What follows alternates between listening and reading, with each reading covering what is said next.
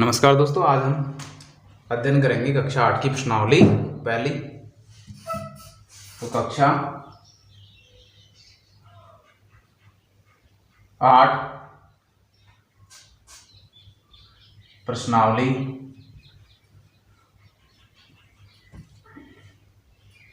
प्रश्नावली 1.1 प्रश्नावली 1.1 प्रश्नावली 1.1 जिसका नाम है परिमेय संख्या। जिसका नाम क्या है? परिमेय संख्या। परिमेय संख्या। परिमेय संख्या। इसका नाम क्या है? परिमेय संख्या। अब देखो, इस प्रश्नावली को करने से पहले इसकी कुछ बेसिक जानकारी है, उसके बारे में अध्ययन करेंगे। तो सबसे पहले क्या करेंगे? संख्या के बारे में जानकारी लेंगे कि संख्या कितने प्रकार की होती है। तो संख्या सबसे पहले एक आपने नाम सुना होगा पहले भी, प्राकृत संख्या। प्राकृत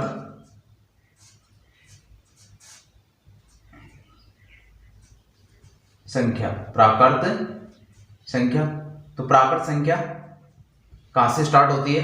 प्राकृत संख्या 1 से स्टार्ट होती है। 1 2 3 4 और डॉट डॉट डॉट कहां तक चलेंगे? इधर अनंत तक।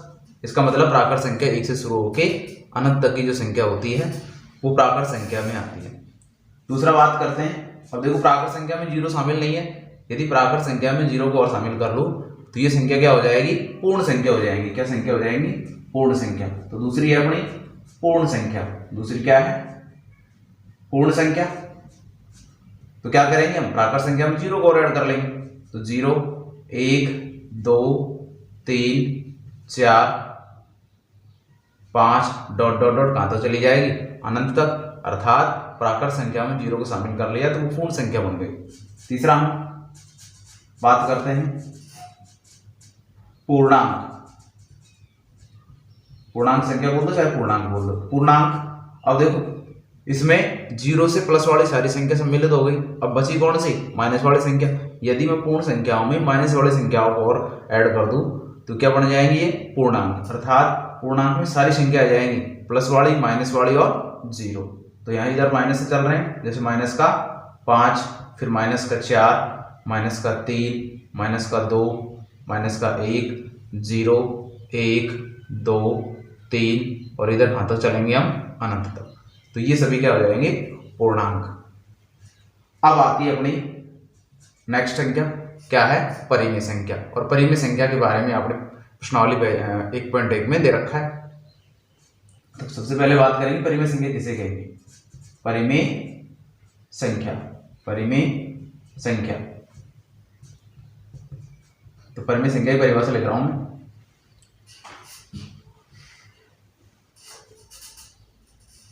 यदि किसी संख्या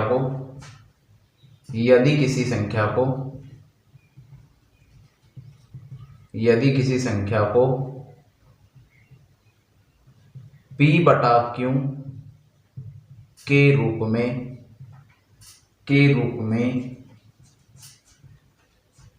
व्यक्त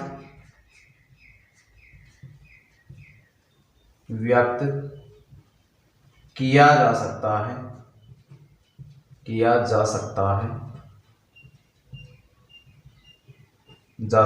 है तो उसे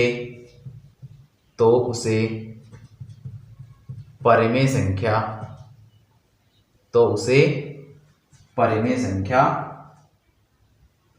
कहते हैं। तो उसे परिमेय संख्या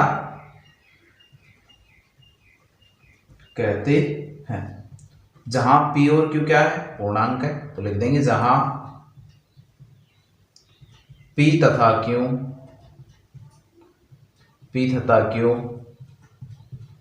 पूर्णांक है, वह q is not equal to 0। q 0 के बराबर नहीं है। अब समझते हैं इसको। यदि किसी संख्या को p बटे q अर्थात अंश बटे हर के रूप में लिखा जा सकता है तो ऐसी संख्याएं परिमेय संख्याएं कहलाती है। जहां पे क्या है? p क्या है? अपना अंश। तो p और q दोनों, ये अंश है और ये हर। तो p और q क्या होना चाहिए? दोनों पूर्णांक है और q 0 के बराबर भी नहीं होना चाहिए।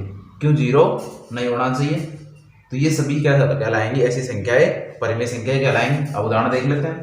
तो उदाहरण एग्जाम्पल मैं ले रहा हूँ, यहाँ पे मैंने ले लिया माइनस का 3/2, इधर ले लिया 5/7, इधर ले लिया 3, इधर माइनस का 5, 0, 0/1 और 5/3। ठीक है, मैंने कुछ संख्या ले ली। अब चेक करते हैं। देखो पी का मान तो इसमें कितना है, माइनस का 3/2, एक संख्या है। पी का मान तो कितना है इसमें, माइनस का 3। क्यू का मान कितना है, 2। इसका मतलब पहले चेक करेंगे पी और क्यू का पूर्णांक है क्या। पी पूर्णांक में से, देखो पूर्णांक माइनस वाली संख्या है, इसका मतलब पी पूर्णांक है और क्यू भी पूर्णांक है, क्योंकि प्लस वाली संख्या इसमें शामिल है। तो प्लस और माइनस वाली सारी संख्या पूर्णांक होगी, तो ये पूर्णांक है। और क्यू 0 के बराबर भी नहीं है, क्योंकि क्यू का मान कितना है, 2। इसका मतलब ये तो परिमेय संख्या है। अब इसकी चेक करते हैं। देखो 5, पी का मान 5 है, क्यू का मान 7 है, इसका मतलब, और क्यू 0 भी नहीं है, तो ये भी क्या हो जाएगी, परिमेय संख्या। अब देखो 3 है, अब 3/1 लिख सकता हूं मैं। इसका मतलब पी का मान तो 3 और क्यू का मान कितना होगा, 1। तो क्यू का मान 1 है, तो 0 तो नहीं है, इसका मतलब ये भी परिमेय संख्या हो जाएगी।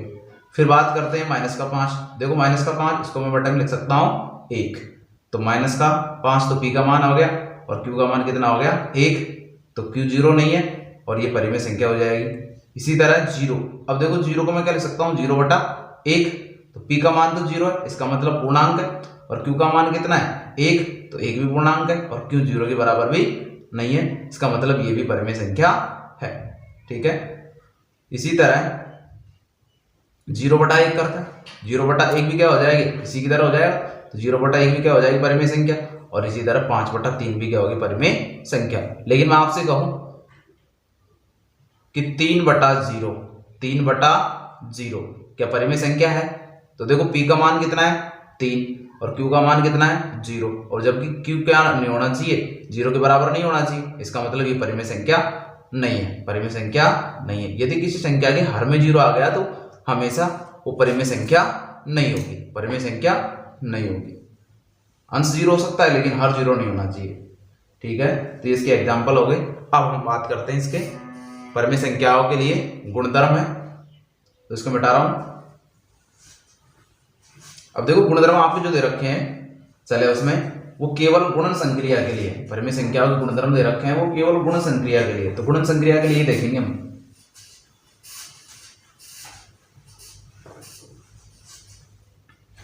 परिमेय संख्याओं की परिमेय संख्याओं के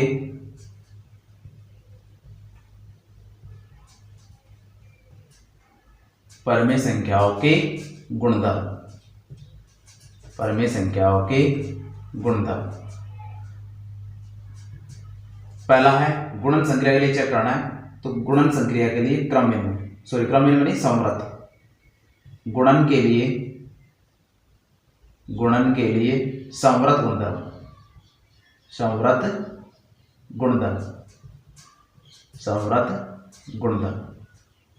अब देखो हमको ज्यादा डिटेल से इसको नहीं पढ़ना है, अपन को केवल प्रश्नावली में क्या दे रखे हैं, कोई आपको एग्जांपल देगा और उसमें पूछेगा कि ये गुणधर्म कौन सा गुणधर्म इसमें लागू हो रहा है। ठीक है, तो मैं इसको सीधा लिखूंगा कि मान लीजिए कोई दो परिमेय संख्या मान ली मैंने, माना दो परिमेय संख्याओं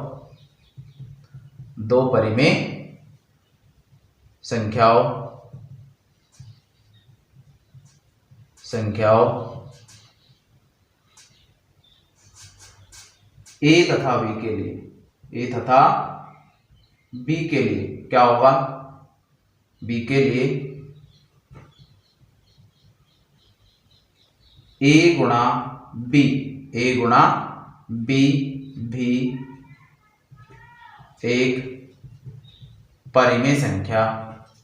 एक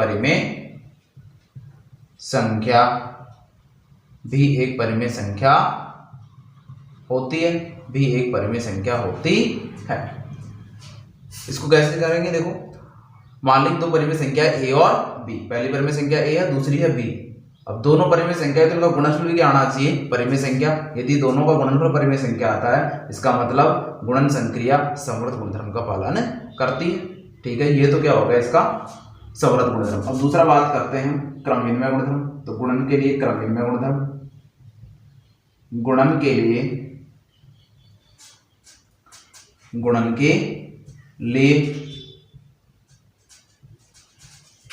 क्रम विनिमय, चाहे क्रम विनिमय तो बोल दो चाहे क्रम विनिमय गुणधर्म बोल दो, गुणन के लिए क्रम विनिमय था। ठीक है, तो क्या करेंगे, वही परिमेय संख्या मान लेंगे। किन्हीं परिमेय संख्या, किन्हीं दो परिमेय संख्याओं, किन्हीं दो परिमेय संख्याओं, किन्हीं दो परिमेय संख्याओं, किन्हीं दो परिमेय संख्याओं a तथा b के लिए, a तथा b के लिए क्या होगा, a गुणा b यदि मैं करूं और b गुणा a करूं तो दोनों का मान क्या आना चाहिए, बराबर आना चाहिए। यदि दोनों का मान बराबर आता है, a गुणा b और b गुणा a करेंगे तो दोनों का मान क्या आना चाहिए, बराबर आना चाहिए। तो बराबर आएगा तो उसमें गुणन के लिए क्रमविनिमय गुणधर्म लागू होगा। ठीक है, अब नेक्स्ट चलते हैं। तीसरा है अपना साचर्य गुणधर्म, गुणन के लिए साचर्यता।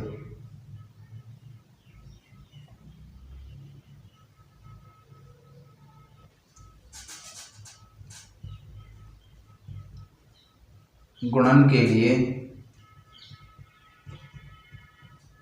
साचर्यता, गुणन के लिए साचर्यता बोल दो चाहे साचर्य गुणधर्म बोल दो। ठीक है, इसमें क्या करना पड़ेगा, अपन को तीन परिमेय संख्या लेनी पड़ेगी। तो किन्हीं तीन परिमेय संख्याएं, किन्हीं तीन परिमेय संख्याओं, तीन परिमेय संख्याओं, किन्हीं तीन परिमेय संख्याओं a, b व c के लिए, c के लिए क्या होगा, c के लिए यदि मैं a गुणा b करूं, ब्रैकेट में बंद कर दिया इसको, और गुणा में c करूं, और a गुणा b गुणा c, ये मान क्या होगा, इसके बराबर होगा। अब आप कहोगे गुरुजी ये तो तीनों एक जैसे हैं, बस ब्रैकेट का चेंज हो रहा है। तो ब्रैकेट का मतलब जानते हो कि ब्रैकेट जिस संख्याओं के, दो संख्याओं के बीच में यदि ब्रैकेट लगता है तो वो संख्या है, ब्रैकेट के अंदर जो संख्या है पहले वो अलग होगी। इसका मतलब पहले a और b को गुणा करेंगे और इसका मान आएगा उसको किससे गुणा करेंगे, c से गुणा करेंगे। इसमें देखो a गुणा b और ब्रैकेट के अंदर b गुणा c है, इसका मतलब पहले b और c को गुणा करेंगे, इसका गुणा करने पर जो मान आएगा उसको फिर किससे गुणा करेंगे, a से गुणा करेंगे। ठीक है, अगर ये नियम लागू होता है इसका मतलब गुणन संक्रिया साचर्य गुणधर्म का पालन करती है। ठीक है, होता है। और चौथा अपना है गुणन के लिए तत्समक, गुणन के लिए तत्समक, गुणन के लिए तत्समक, गुणन के लिए तत्समक। मान लीजिए कोई परिमेय संख्या है, तो किसी परिमेय संख्या, किसी परिमेय संख्या a के लिए, a के लिए a गुणा एक, मतलब उस परिमेय संख्या को मैं एक से गुणा करूंगा तो वापस वो ही परिमेय संख्या आ जाएगी। या फिर मैं करूं एक को किससे गुणा कर लो, परिमेय संख्या से। इसका मतलब क्या होगा कि किसी भी परिमेय संख्या को एक से गुणा करते हैं तो वापस वही संख्या प्राप्त होती है। तो एक परिमेय संख्या का गुणन तत्समक कहलाता है, होता है जहां, जहां होता है, जहां ए क्या है, गुणन तत्समक है, जहां एक परिमेय संख्या, एक परिमेय संख्या का गुणन तत्समक, गुणन तत्समक है, ये तत्समक होता है।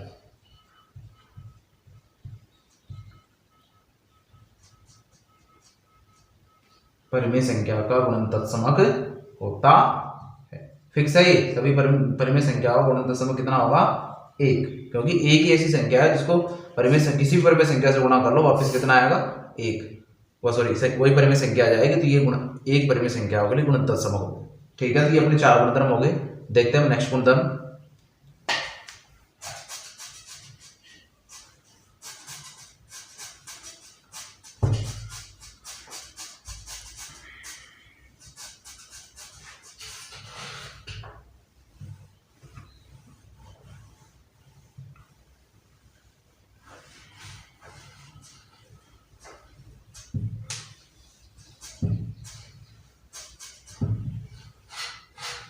पांचवा है गुणन प्रतिलोम। गुणन प्रतिलोम, गुणन प्रतिलोम, गुणन प्रतिलोम। अब देखो गुणन प्रतिलोम में क्या करेंगे, वही एक संख्या ले लेंगे, कोई परिमेय संख्या, तो किसी परिमेय संख्या, किसी परिमेय संख्या, किसी परिमेय संख्या a के लिए, a के लिए क्या होगा, a गुणा 1/a करूंगा। अब देखो इसको इससे गुणा करूंगा तो वापस कितना आएगा, गुणनफल सम आ जाएगा। गुणनफल सम कितना था 1, या फिर क्या करें पहले इसको लिख लो बाद में इसको लिख लो। इसका मतलब 1/a को मैं a से गुणा करूंगा तो भी कितना आएगा, गुणनफल सम का आएगा कि नहीं आएगा। इसका मतलब 1/a परिमेय संख्या a का क्या कहलाएगा, गुणन प्रतिलोम होता है। तो 1/a परिमेय संख्या, परिमेय संख्या a का गुणन प्रतिलोम, का गुणन प्रतिलोम, का गुणन प्रतिलोम कहलाता है, का गुणन प्रतिलोम कहलाता है। अब देखो आपने क्या किया, मतलब कोई संख्या है a क्या है, परिमेय संख्या, तो परिमेय संख्या बटे के रूप में होगी, और 1/a, इसका मतलब ये इसका प्रतिलोम हो गया 1/a। तो प्रतिलोम कैसे निकालेंगे, कोई परिमेय संख्या है तो अंश को हर कर देंगे और हर को अंश कर देंगे। तो मैं एक नोट लगा के लिख देता हूं, नोट किसी भी परिमेय संख्या, किसी भी परिमेय संख्या का गुणन प्रतिलोम निकालने के लिए, गुणन प्रतिलोम निकालने के लिए, प्रतिलोम निकालने के लिए, निकालने के लिए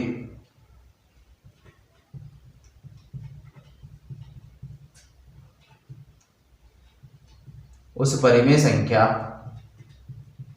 उस परिमेय संख्या के अंश व हर, अंश व हर को आपस में, आपस में परिवर्तित, आपस में परिवर्तित, आपस में परिवर्तित कर दिया जाता है, कर दिया जाता है। ठीक है, उदाहरण के लिए एग्जांपल मैं आपको दे रहा हूं यहाँ पे कि कोई 3 ये माइनस का 3/2 कोई परिमेय संख्या है, तो इसका प्रतिलोम क्या हो जाएगा, अंश को हर कर दो और हर को अंश, चिन्ह चेंज नहीं करना है ना। का प्रतिलोम कितना हो जाएगा, 2/-3। ठीक है, और एक लास्ट गुणधर्म बच रहा है इसका, उसको भी देख लेते हैं।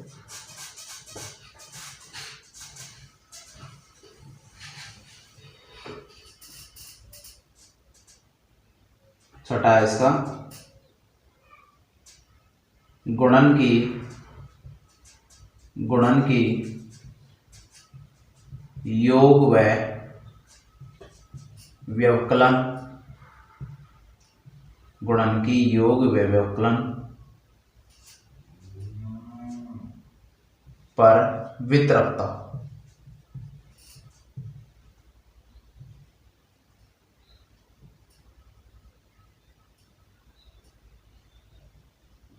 गुणनकी योग पर वितरकता, गुणनकी योग पर वितरकता। अब देखो नाम से पता चल रहा है कि गुणा का योग और व्यवकलन, अर्थात गुणा का योग पर वितरण करना है, मतलब बांटना है, गुणांक को योग पर बांटना है और गुणा को माइनस पर, व्यवकलन का मतलब माइनस पर बांटना है। तो मैं डायरेक्ट इसका सूत्र लिख रहा हूं। इसके लिए अपन को 3 संख्या लेनी पड़ेगी। परिमेय संख्या a गुणा b प्लस का c, इसका मतलब a और इसके बीच संख्या कौन सी लग रही है, गुणा की, तो 1 गुणा किसको करना है, b और प्लस का c से इसको गुणा करना है, तो गुणा करके लिख दो। a को किससे गुणा करेंगे, b से, तो a गुणा b, फिर प्लस का, अब a को किससे गुणा करेंगे, c से, तो a गुणा c। इसका मतलब मैंने गुणा को इन दोनों संख्याओं पर बांट दिया, तो ये क्या कहलाता है, गुणनकी योग पर वितरकता। ठीक है, अब इसी तरह क्या करते हैं, गुणा की व्यवकलन पर वितरकता, तो इस प्लस की जगह क्या आ जाएगा, माइनस, तो a गुणा b माइनस का c, तो क्या हो जाएगा, a को b से गुणा करेंगे तो a गुणा b। अब देखो यहाँ चिन्ह किसका है, माइनस का, तो चिन्ह यहाँ भी किसका आएगा, माइनस का आ जाएगा, तो a गुणा c। तो ये तो हो गया अपना योग पर वितरकता गुणा की, और ये हो जाएगा गुणा का व्यवकलन पर वितरकता। ठीक है, तो ये अपने गुणधर्म कंप्लीट हो गए। अब हम आते हैं प्रश्नावली के ऊपर।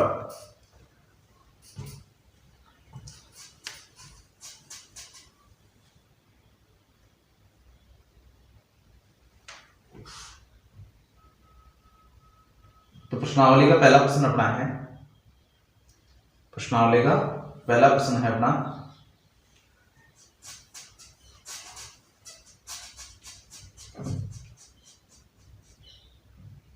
पहला प्रश्न है, मैं इसको लिख लेता हूं। पहला प्रश्न है प्रश्न संख्या 1, प्रश्न संख्या 1, निम्नलिखित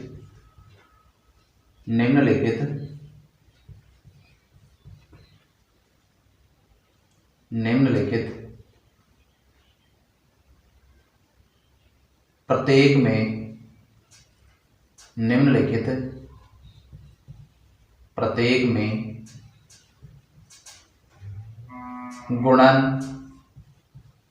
में गुणन के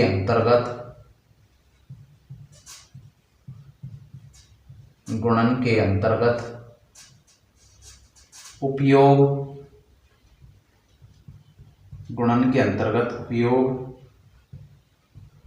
किए गए गुणधर्म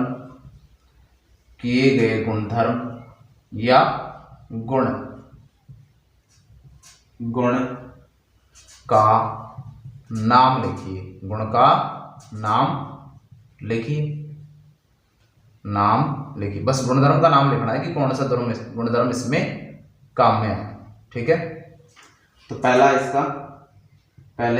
है कि माइनस का 4/5 गुणा 1 बराबर 1 गुणा माइनस का 4/5, माइनस का 4/5, और ये किसके बराबर आ रहा है, इसके बराबर। इसका मतलब क्या, देखो अब यहाँ पे संख्या कितनी दे रखी है, संख्या दे रखी है अपन को, एक तो माइनस का 4/5 है और इधर भी माइनस का 4/5, और यहाँ 1 और यहाँ भी है 1। इसका मतलब इस पूरे में संख्या कितनी दे रखी है अपन को, 2। तो इसको मैं मान लेता हूं a,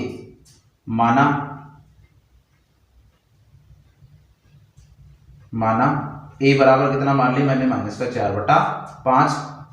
ठीक है, अपन को ये संख्या दे रही।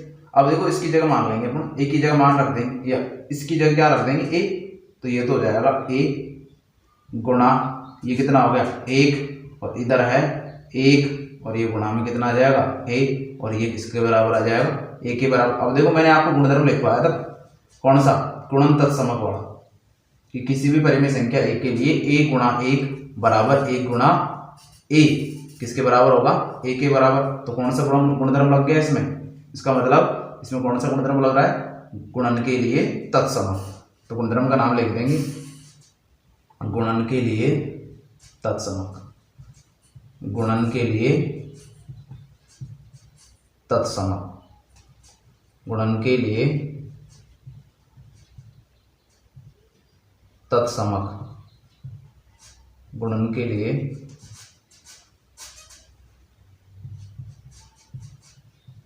तत्समक, गुणन के लिए तत्समक गुणधर्म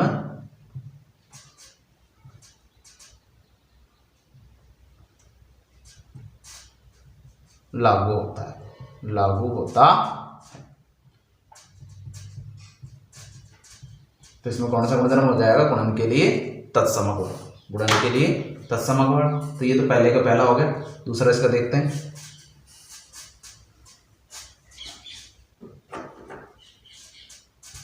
इसका दूसरा प्रश्न है -13/17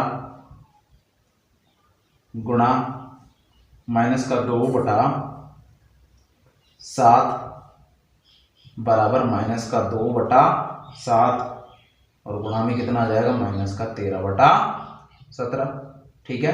अब देखो यहाँ पहले में संख्या कितनी है? 2 है। एक तो -13/17 और दूसरी -7/17। इधर भी यही है। तो हम क्या करेंगे? पहले ए की जगह ये मान लेंगे, बी की जगह ये मान लेंगे। तो माना ए बराबर कितना है? -13/17 और बी बराबर कितना है?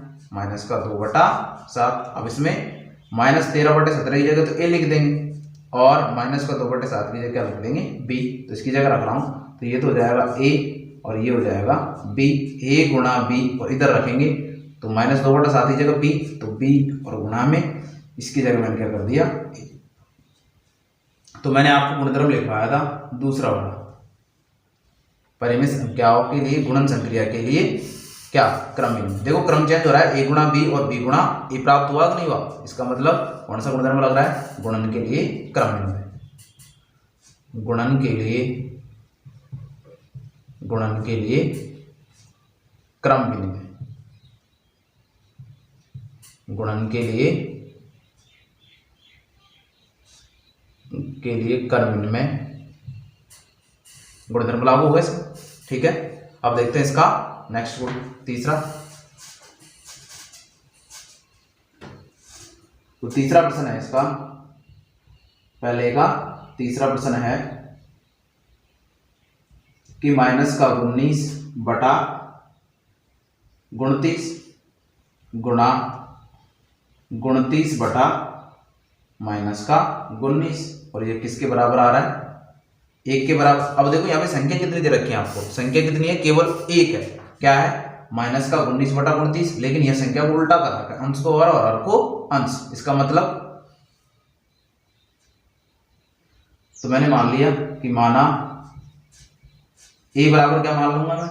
ए बराबर कितना है? -19/29, 19/29। अब इसका मैं 1/a निकाल रहा हूं, 1/a निकाल रहा हूं। इसका मतलब 29 तो ऊपर चला जाएगा और 19 कहाँ आ जाएगा? नीचे आ जाएगा। ठीक है। अब एक चीज चेक करो, देखो -19/29 की जगह अपन रखेंगे ए, तो यहां मैंने रख लिया ए। ठीक है। गुणा का चिन्ह है। फिर 29/-19 इसकी जगह क्या आ रहा है? 1/a। इसका मतलब a गुणा 1/a और ये किसके बराबर आ गया? 1 के बराबर। तो गुणधर्म कौन सा आया था? गुणन प्रतिलोम आया कि नहीं आया? इससे पहले मैंने गुणधर्म करवाया था, उसमें देखना a गुणा 1/a किसके बराबर है? a के बराबर। तो ये क्या हो जाएगा? गुणन प्रतिलोम। कौन सा गुणधर्म हो जाएगा? गुणन के लिए प्रतिलोम। गुणधर्म का नाम हो जाएगा गुणन के लिए प्रतिलोम, गुणन के लिए प्रतिलोम। ठीक है। तो ये 3 गुणधर्म हो गए गुणन के लिए प्रतिलोम। तो पहले के 3 प्रश्न कंप्लीट हो गए। अब देखते हैं दूसरा प्रश्न। पहले दूसरा प्रश्न है, इसमें 2 ही प्रश्न दे रखे हैं बस।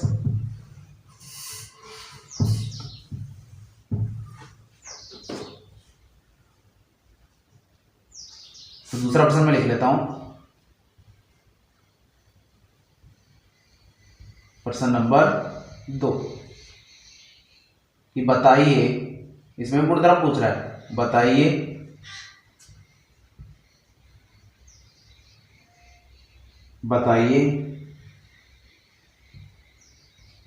कौन से गुणधर्म बताइए, कौन से गुणधर्म या गुण की सहायता, गुण की सहायता, गुण की सहायता से आप 1/3 गुणा 6 गुणा 4/3 को 1/3 गुणा 6 और ब्रैकेट के बाहर क्या है गुणा 4/3 के रूप में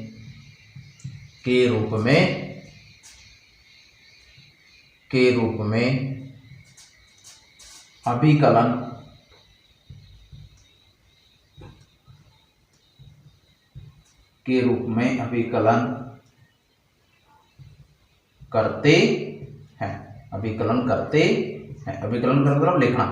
ठीक है, प्रश्न क्या है कि बताइए कौन सा गुणधर्म की सहायता से आप 1/3 गुणा 6 गुणा 4/3 ब्रैकेट के अंदर है इसके रूप में लिख सकते हैं। इसका मतलब 1/3 गुणा 6 गुणा 4/3 और ये किसके बराबर आना चाहिए 1/3 गुणा 6 और ब्रैकेट के बाहर 4/3 के बराबर। ठीक है, अब देखिए परिमेय संख्या कितनी है 3, इन्हीं से हम गुणधर्म निकालेंगे। एक तो हो गई 1/3, ये 6 और ये हो गए 4/3, इधर भी सेम संख्या है तो मान लेंगे हम। माना ए बराबर तो कितना है 1/3 और बी बराबर कितना है 6 और सी बराबर कितना है 4/3। अब इनकी जगह मान रख देंगे 1/3 की जगह तो क्या रखेंगे ए, तो इधर तो हो जाएगा ए गुणा का चिन्ह है और 6 की जगह कितना रख देंगे बी गुणा 4/3 की जगह कितना रख देंगे सी, तो इधर तो आ गया ए गुणा बी गुणा सी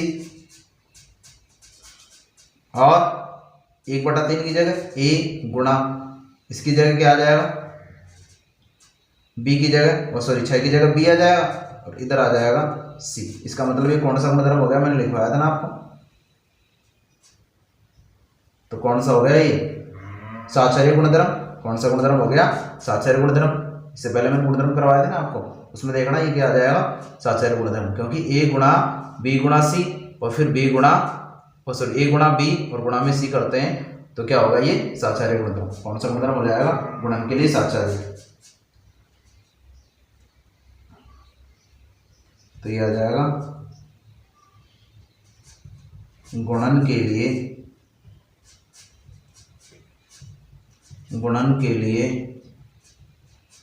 साहचर्य गुणधर्म, साहचर्य गुणधर्म, गुणन के लिए साहचर्य गुणधर्म। तो ये अपनी कक्षा 8 की पहली प्रश्नावली कंप्लीट हो चुकी है। यदि आपकी वीडियो पसंद आया तो वीडियो को लाइक करें और अपने दोस्तों के साथ में शेयर करें और चैनल को सब्सक्राइब करें। धन्यवाद, मिलते हैं नेक्स्ट वीडियो के साथ में।